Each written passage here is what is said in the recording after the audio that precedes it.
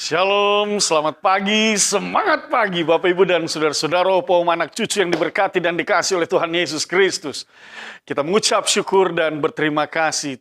Tidak berkesudahan kasih setia Tuhan hari lepas hari. Dari waktu ke waktu kita mengecap, kita merasakan dan kita mengalami bagaimana Tuhan sungguh-sungguh memperhatikan kita di dalam kehidupan ini. Oleh sebab itu kita mengucap syukur juga pada pagi hari ini kita boleh jumpa lagi dalam Sapaan Pagi Batra Kasih. Untuk itu Bapak Ibu dan saudara-saudara, kita akan merenungkan kembali firman Tuhan di pagi hari ini sebelum kita bersegera memulai seluruh aktivitas hidup kita. Bapak Ibu dan saudara-saudara, mari kita berdoa. Bapa di dalam sorga, Bapa yang kami sembah di dalam Kristus Yesus Tuhan dan Juru Selamat. Kami mengucap syukur dan berterima kasih setia Tuhan senantiasa nyata dalam perjalanan hidup kami. Dan saat ini sebelum kami memulaikan seluruh aktivitas kami memohon dengan rendah hati, bersabda dan berfirmanlah. Kuasailah kami dengan roh-Mu yang kudus, karena sebelum kami memulaikan segala sesuatunya, kami mau melandasinya di dalam terang firman-Mu. Untuk itu dengan rendah hati kami mohonkan, mari Bapa, ajar kami dan kuasai kami. Dalam nama Tuhan Yesus kami berdoa dan mengucap syukur. Amin. Bapak, Ibu, dan saudara-saudara, opa, oma, anak cucu yang diberkati dan dikasihi oleh Tuhan Yesus Kristus, Injil Markus, pasal 1 ayat 21 sampai dengan yang ke-28. Sekali lagi, Injil Markus, pasal 1 ayat 21 sampai dengan 28, menjadi bagian Alkitab yang akan kita baca dan kita renungkan dalam Sapaan Pagi pada hari ini. Di bawah judul Yesus dalam rumah ibadat di Kapernaum, Bapak, Ibu, dan saudara, opa, oma, anak cucu, mari kita baca bersama-sama, kita mulai. Mereka tiba di Kapernaum setelah hari Sabat mulai. Yesus segera masuk ke dalam rumah ibadat dan mengajar. Mereka takjub mendengar pengajarannya, sebab ia mengajar mereka sebagai orang yang berkuasa, tidak seperti ahli-ahli Taurat. Pada waktu itu di dalam rumah ibadat itu ada seorang yang kerasukan roh jahat. Orang itu berteriak, "Apa urusanmu dengan kami, hai Yesus orang Nazaret? Engkau datang hendak membinasakan kami. Aku tahu siapa engkau, yang kudus dari Allah." Tetapi Yesus menghardiknya, katanya, "Diam, keluarlah daripadanya." Roh jahat itu mengguncang-goncang orang itu dan sambil menjerit dengan suara nyaring ia keluar daripadanya. Mereka semua takjub, sehingga mereka memperbincangkannya, katanya, "Apa ini? Suatu ajaran baru. Ia berkata-kata dengan kuasa, roh-roh jahat pun diperintahnya dan mereka taat kepadanya." Lalu tersebarlah dengan cepat kabar tentang dia ke segala penjuru di seluruh Galilea. Demikian pembacaan Alkitab.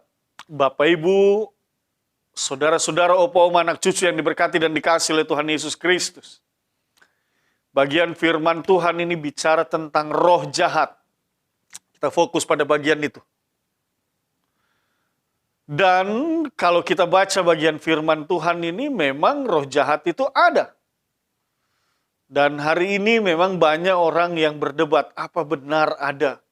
Apa benar orang yang kerasukan atau kemasukan roh jahat itu ada? Kita harus jujur bahwa memang saat ini bagian ini masih menjadi perdebatan pro dan kontra. Ada yang percaya bahwa iya, memang roh jahat itu ada, kerasukan itu benar-benar ada, tetapi ada juga yang melihat, roh jahat itu tidak ada. Orang yang kerasukan itu bukan kerasukan, mungkin terlalu banyak masalahnya sehingga alam sadarnya naik, lalu kemudian mulai meracau, bicara sembarang, ngomong sana, ngomong sini. Ini sebuah realitas yang terjadi pada saat ini ketika orang percaya dan tidak percaya, pro dan kontra, apakah roh jahat itu ada yang mengakibatkan kerasukan itu benar-benar ada atau tidak. Tetapi Bapak, Ibu, dan saudara-saudara, mari kembali ke sumber ajaran kita, yaitu Alkitab. Sebagai orang percaya, Alkitab Perjanjian Lama dan Perjanjian Baru menjadi sumber pengajaran kita dalam kehidupan beriman kita. Dan Alkitab berbicara tentang itu, dan siapa yang menghadapi roh jahat itu?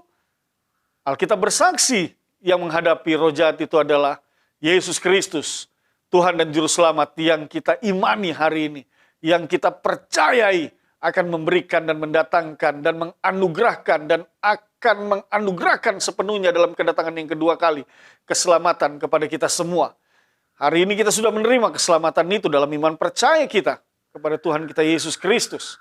Oleh sebab itu, Bapak Ibu dan saudara-saudara, sederhananya adalah kalau engkau bertanya dan engkau tidak percaya bahwa roh jahat itu ada, mari lihat Alkitab.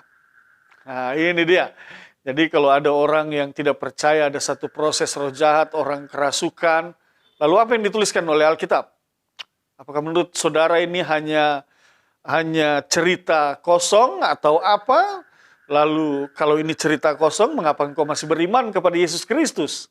Artinya Bapak Ibu dan saudara-saudara, kalau kau beriman kepada Tuhan Yesus Kristus, maka rajin-rajin baca Alkitab. Sehingga engkau juga tahu bahwa proses kerasukan seseorang oleh karena roh jahat itu dimungkinkan. Mari kita lihat sama-sama. Injil Markus pasal 1 tadi, di dalam ayatnya yang ke-23 di sana dikatakan pada waktu itu di dalam rumah ibadat itu ada seorang yang kerasukan roh jahat. Lalu orang itu teriak, "Apa urusanmu dengan kami, hai Yesus orang Nazaret?" Nah itu dia. Dia mengenal Yesus itu siapa.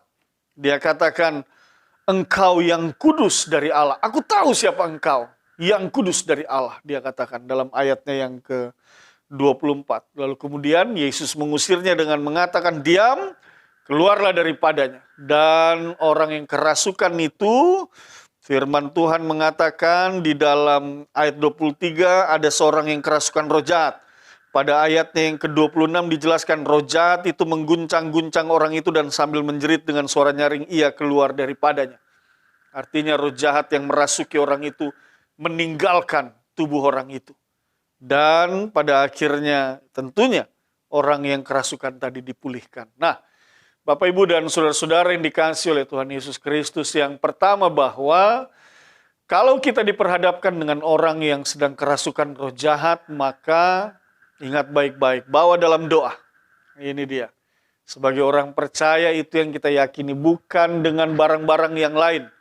Biasa orang gunakan apakah itu bawang putih, garam, dan lain sebagainya untuk mengusir roh jahat. Saya kira tidak demikian, karena Alkitab tidak mengajarkan kita seperti itu. Yang Alkitab ajarkan adalah nama Yesus itu berkuasa, mengatasi segala kuasa-kuasa yang ada di atas muka bumi ini, di bawah muka bumi ini. Nama Yesus itu berkuasa dan firman Tuhan katakan segala kuasa akan bertekuk lutut di dalam namanya. Oleh sebab itu, orang-orang mulai mengusir roh jahat itu di dalam nama Yesus. Para murid melakukan itu, bahkan orang-orang yang melihat bagaimana para murid melakukan itu, mereka juga melakukan hal yang sama. Jadi benar-benar nama Yesus itu berkuasa. Oleh sebab itu ketika engkau diperhadapkan dengan hal itu, engkau tidak perlu gentar, engkau tidak perlu takut. Usir kuasa jahat itu, roh jahat itu dalam nama Tuhan Yesus.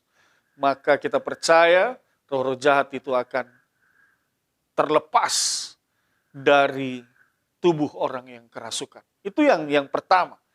Yang kedua, memang Bapak Ibu dan saudara-saudara, roh jahat itu tidak selalu identik bahwa orang itu bisa kerasukan. Orang itu bisa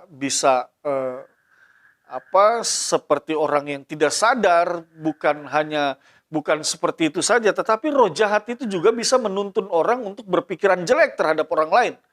Mulai menggoda seseorang, lalu mulai mencobai menggoda orang itu, mendorong hatinya untuk marah, untuk membenci orang lain, untuk berpikiran yang tidak-tidak, bahkan melakukan kekerasan. Itu juga perbuatan roh jahat. Jadi tidak hanya kepada mereka yang kerasukan saja gitu, tidak.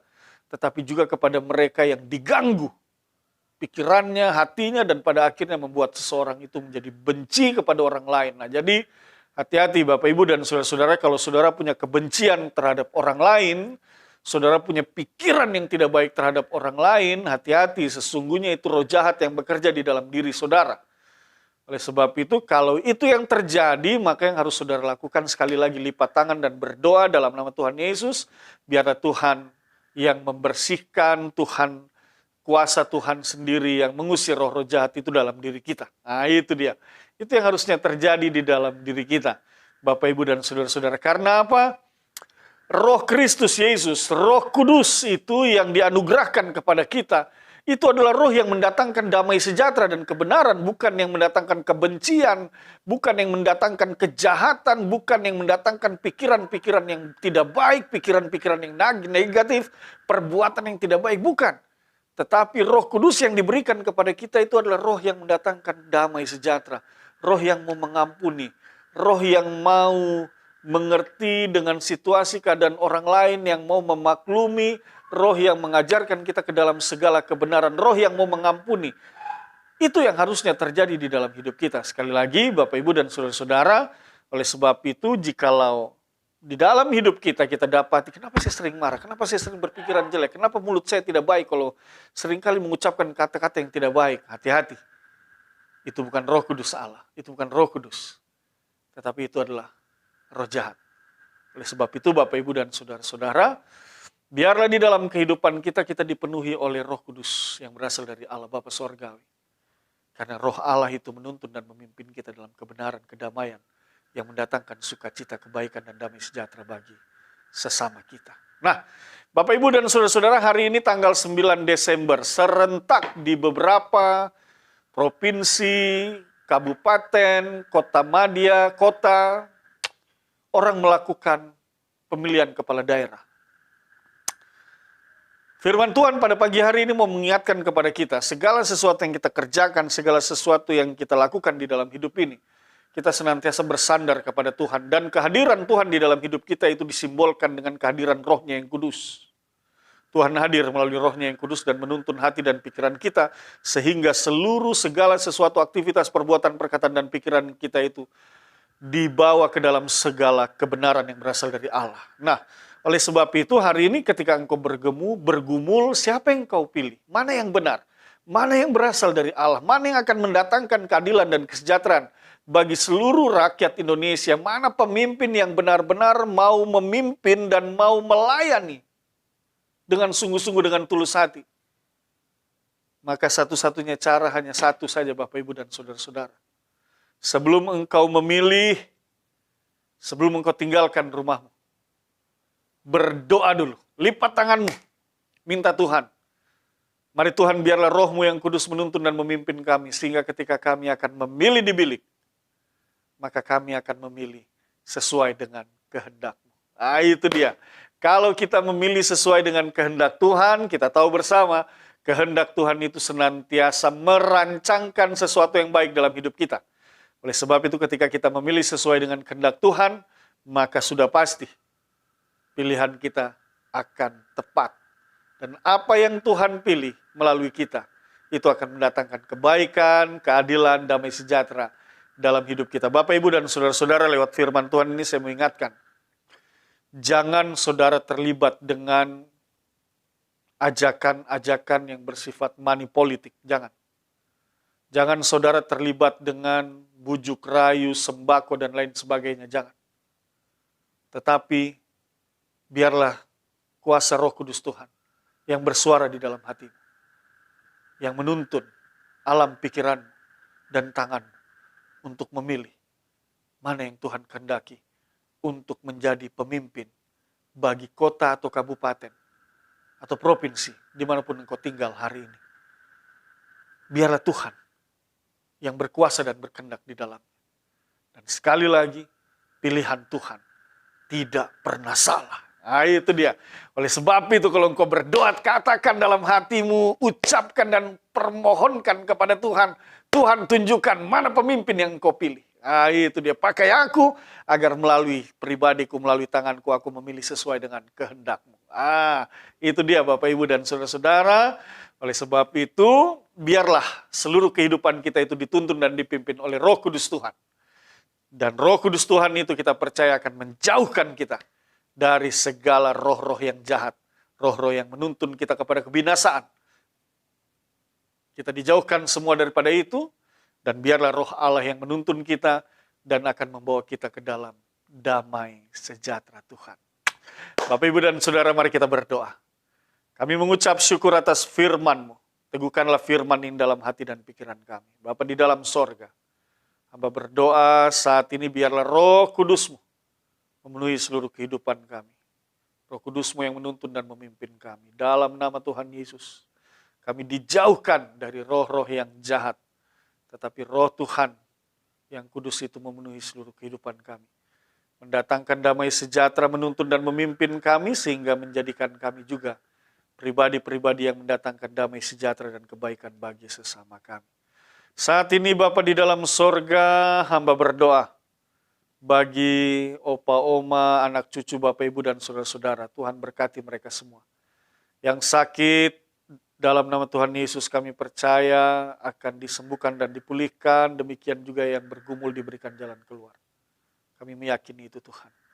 Bahkan pada saat ini ketika masyarakat Indonesia di beberapa wilayah akan melakukan pemilihan kepala daerah, kami mohonkan Tuhan, kuasa Roh-Mu yang kudus memenuhi hati dan pikiran kami. Sehingga apa yang kami pilih, pilihan kami berdasarkan pada kehendak Tuhan. Karena kami meyakini kehendak Tuhan itu mendatangkan damai sejahtera keadilan bagi seluruh rakyat Indonesia. Terima kasih Bapa dalam sorga, kami akan memulai aktivitas kami dalam kehidupan bersama dengan keluarga, juga jemaat, bahkan di tengah masyarakat, di dalam berbagai tugas tanggung jawab kami. Kami mohonkan Tuhan menuntun, menyertai, dan memimpin kami semua. Ampunkan dosa dan kesalahan kami dalam nama Tuhan Yesus kami berdoa. Amin. Selamat pagi, Tuhan berkati kita semua.